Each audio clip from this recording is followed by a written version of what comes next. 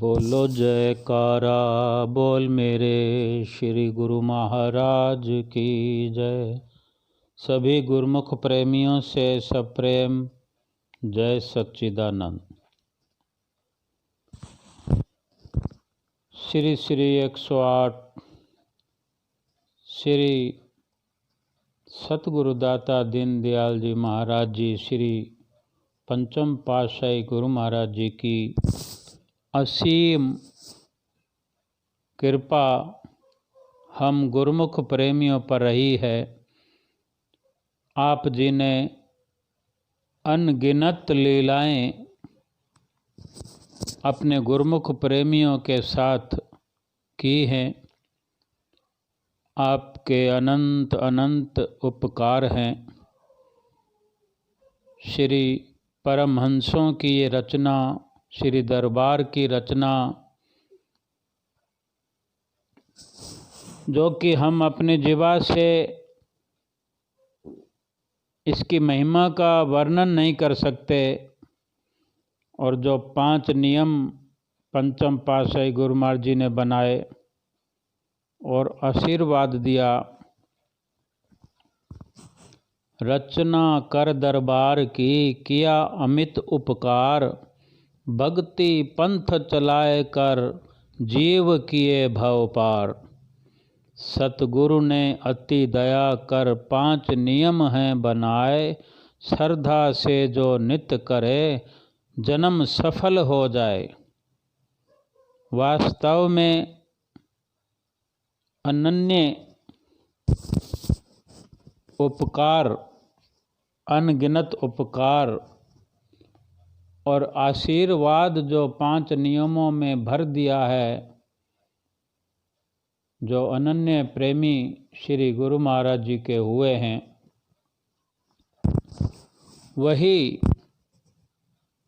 अपने जिह्वा से वर्णन करने की कोशिश करते हैं कि श्री गुरु महाराज जी के बताए हुए नियमों पर चलने से अलभ्य लाभ जो उनको प्राप्त हुआ, और वर्णन भी करते हैं। वो एक श्री पंचम पातशाही गुरु महाराज जी की काफ़ी समय पुरानी लीला है।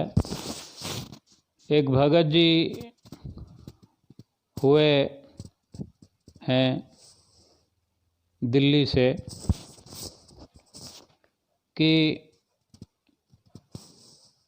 गुरुमुख थे, बड़े ही, पूरा परिवार ही गुरुमुख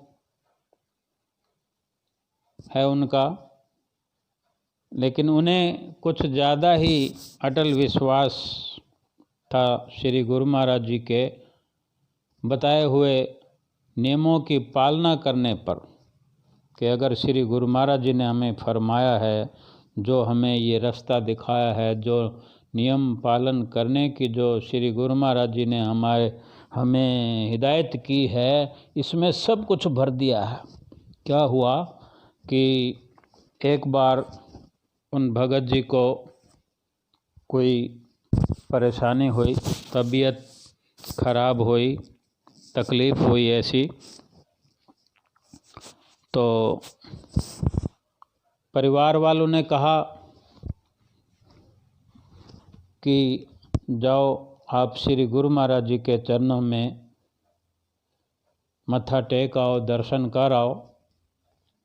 और होता भी है कि जो हमारे साथ रहने वाले होते हैं, वो हमारा नित्य प्रति का जीवन देखते हैं कि हमारा कौन हितैषी है, किसका हमें सहारा है, तो वो ऐसी दुखद घड़ी में हमें इशारा करते हैं कि जाओ उनसे मदद मांगो।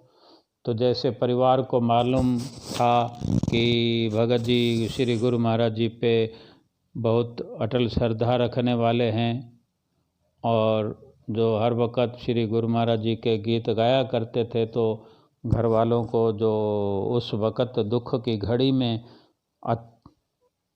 ठीक लगा, वो कहा। तो श्री गुरु महाराज जी के पास जाने के लिए भगत जी ने क्या कहा? भगत जी ने कहा, श्री गुरु महाराज जी के पास जाने से पहले मुझे ये तो देखना चाहिए ना कि श्री गुरु महाराज जी ने कभी कोई कमी थोड़ी रखी है। श्री गुरु महाराज जी का आशीर्वाद तो मेरे साथ में ही है। श्री गुरु महाराज जी ने पहले क्या कम दिया है या आज कुछ कमी है श्री गुरु महाराज जी की तरफ से, जो मैं वहाँ जाकर श्री गुरु महाराज जी को ये मैं अपना दुख सुनाऊं।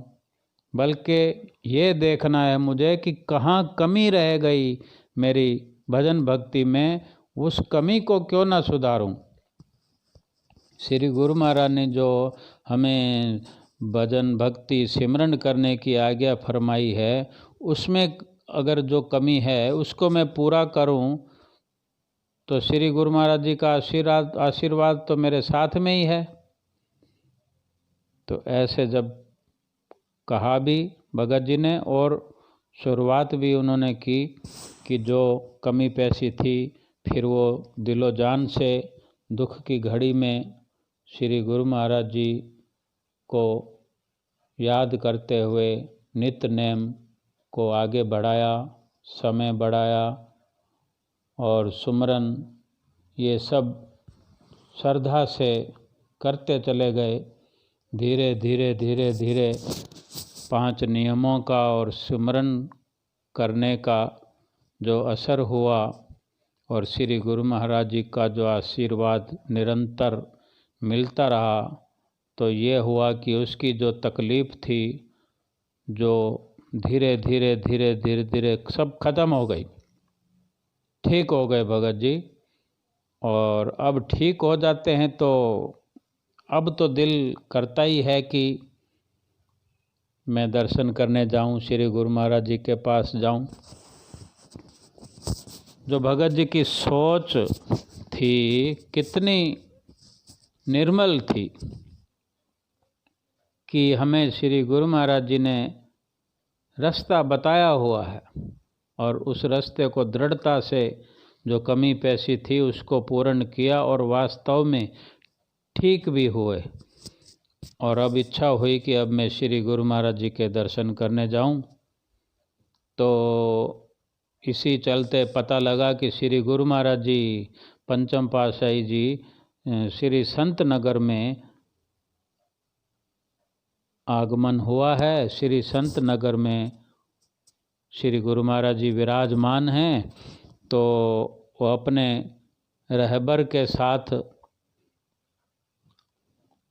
तैयार हुए, अपनी इच्छा भी बताई कि मेरी ये इच्छा हो रही है। उनके रहबर उनके साथ उनकी बाई जी थीं, उनके साथ वो संत नगर के लिए तैयार हुए। बाई जी से अपना हार्दिक विचार बताया कि मेरी इच्छा है, दृढ़ इच्छा है कि मैं श्री गुरु महाराज जी के चरणों को छूकर मत्था टेकूं, यानी अपने हाथ श्री चरण कमलों को लगाकर मत्था टेकने की मेरी इच्छा है। तो बाई जी ने कहा ये तो बहुत दुर्लभ है, यानी मुश्किल है। तो भगत जी कहने लगे मुझे नहीं पता, मेरे अंदर ये बहुत ही इच्छा है और मुझे विश्वास भी है कि श्री गुरु महाराज जी ने मुझे ठीक किया है, तो ये इच्छा भी मेरी पूर्ण करेंगे। तो संत नगर भगत जी पहुँचे और मत्था टेकने का मौका मिला, अंदर मत्था टेक के आए, बेटा पूजा हो गई। अब जाने का समय भी था कि सब कुछ हो गया तो जाना ही होता है वापस। अब भगत जी का जो काम था वो बाकी था, जो उन्होंने इच्छा अपने अंदर देखी कि मेरी ये इच्छा है श्री चरणों को अपने हाथ लगाकर मत्था टेकने की। तो श्री गुरु महाराज जी अपने प्रेमियों की निर्मल भावना को अवश्य पूरा करते हैं। तो सुबह श्री आरती के बाद श्री गुरु महाराज जी अंदर अपने निजी स्थान से अकेले ही चलकर जो वहाँ पर श्री संत नगर में पुस्तकें, जहाँ पर धार्मिक पुस्तकें भजनों की और सब तरह की होती है, जो वहाँ पर श्री गुरु महाराज जी ने अचानक ही कृपा की। और वो श्री गुरु महाराज जी के साथ में कोई नहीं था, क्योंकि वो श्री संत नगर तो छोटा सा स्थान है, तो पास पास ही है। पीछे से चलकर आ गए और किसी को ना बताया ना कुछ, और आकर वहाँ पर कुर्सी पर विराजमान हो गए साधारण तरीके से, और आगे कुर्सी के आगे मेज रखी थी और आप विराजमान हो। और कैसे उस भगत जी को कैसे पता चला, ना जाने वहीं खड़े थे, क्या हुआ। श्री गुरु महाराज जी आकर विराजमान ज्यों हुए तो आगे मेज रखी थी, तो मेज के नीचे से चरणों को हाथ लगाया जा सकता है। तो भगत जी मौका पाते ही तुरंत नीचे झुककर मेज के नीचे से श्री चरण कमलों को अपने हाथों से छूकर मत्था टेक लिया। ज्यों खड़े हुए तो श्री गुरु महाराज जी ने दृष्टि भी डाली। श्री गुरु महाराज जी तो अंतर्यामी है, सब जानते हैं। लीला तो श्री गुरु महाराज जी ने स्वयं रचाई। फिर श्री गुरु महाराज जी भगत जी की तरफ देखकर बहुत अच्छे से मुस्कुरा पड़े, मुस्कुराने लगे।